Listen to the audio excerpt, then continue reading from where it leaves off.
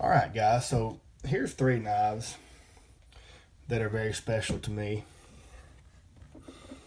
When my father-in-law passed away, my mother-in-law, she gave me my father-in-law's, well, maybe my son's, basically, but she gave us my father-in-law's gun cabinet and pretty much everything that was in it.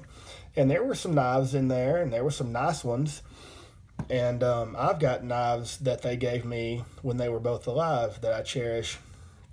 But these three here were some nice knives that we found when we were going through the house that we didn't even know about. I've got a Bulldog brand right here. This is a kind of like a dog leg trapper. This is a very nice knife. This is stag, as you can tell, genuine stag. This knife is made in Germany. It's got the Solid in Germany mark that everybody looks for. This knife has incredible action. I mean, these guys really know how to make a knife. That shield is pinned in, which is how everybody wants their shield to be, even though a lot of knives are glued. You can see down in the groove there that this one's pinned. I can't catch it on camera, but take my word for it, it is. This one has like a blade etch. It says "Our Best," and in the middle there it says S&D. If I can get that to focus, I don't know. But you got the two bulldogs there on the tang stamp fighting each other. And then on this blade, you hear that action? That is just absolutely the way a knife should be. You got the bulldogs here again, and on this side you've got English 1985.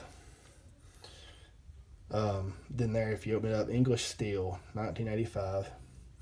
I keep these blades oiled just so they don't rust on me. That action on that spade blade would absolutely take your finger off if you weren't careful.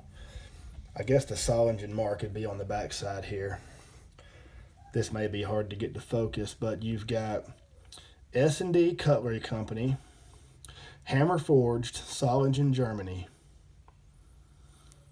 And like I said, this was just when I saw this going through some of the things, and it was just like, oh my goodness, what a gem. Genuine stag handles, like I said. Just absolutely beautiful. Just probably one of the best knives I have. The back springs on it are so strong. It's just, I don't know. It's just one of those knives that kind of gives you chills when you're out messing with it. So there's that one. Definitely a standout in my collection and the stag collection as well. This one here is also very nice. This is a case, copperhead. And I don't remember. I haven't looked at this. I think there's two dots left. I think this would be a 1988. If I'm wrong about that, y'all can correct me.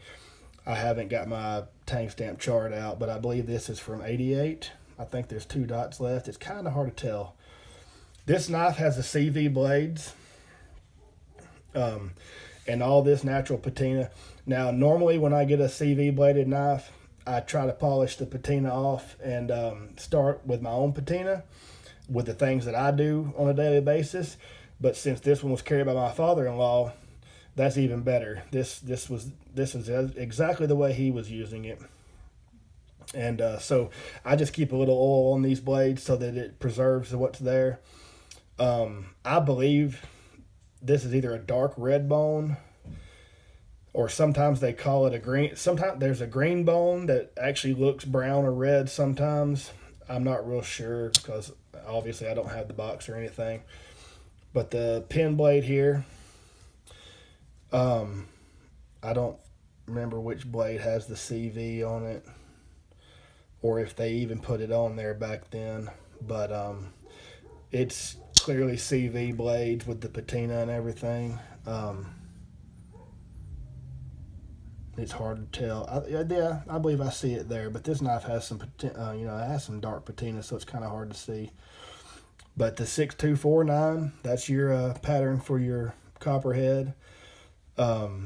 I have another copperhead, but I gave it to my granddad when he lost his knife. So I'll probably see that one again one day, but right now he's got it. But this one here, like I said, belonged to my father-in-law. Case really knew how to make a knife back then. This knife has excellent action too. Half stops on a copperhead. All copperheads have half stops that I know of. And just excellent strong back springs. If all the case knives had back springs that strong, the world would just be a better place. Everybody hates a lazy action on a pocket knife, but these are really snappy. This one here we found, this one almost got overlooked. It was in some kind of little bowl or something that was just all kinds of mixed up stuff in it. And lo and behold, there was this baby copperhead in that bowl. And this one here, the baby copperheads are different because normally when you have like a mini trapper is basically just a scaled down version of a full-size trapper. Same with the stockman. You just get a small scaled down version of a large stockman. The baby copperhead is altogether different. Where a normal copperhead is a jackknife where both blades pivot from the same end. The baby copperhead, you have it's more like a pen knife. You have a blade coming out of either end. This one here has a different tang stamp. I don't know. I can't really tell how many dots this one has. It might say, I'm getting it off of the camera because I can't hardly read it. Hang on a second. I believe that says 1991. I can't hardly get that to focus, but I think it says 1991. Case XX Bradford, PA, with the USA, and the S on the USA, I believe, is the lightning bolt. 1991. So this one's got some age on it too. This one here doesn't have quite the snap that the bigger knives have, but it's just a small knife with it has small back springs, so you kind of expect that. This is a stainless knife. This one has the DR, if you notice that right there, if I can get that to focus. DR62, I think it says 09X. I'm not real familiar with the baby copperhead because this is the only one I have.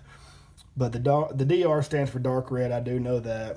And that little pin blade has pretty good snap. This clip point blade probably just needs a little cleaning. But yeah, really cool knife. Like I said, I didn't have a baby copperhead at all.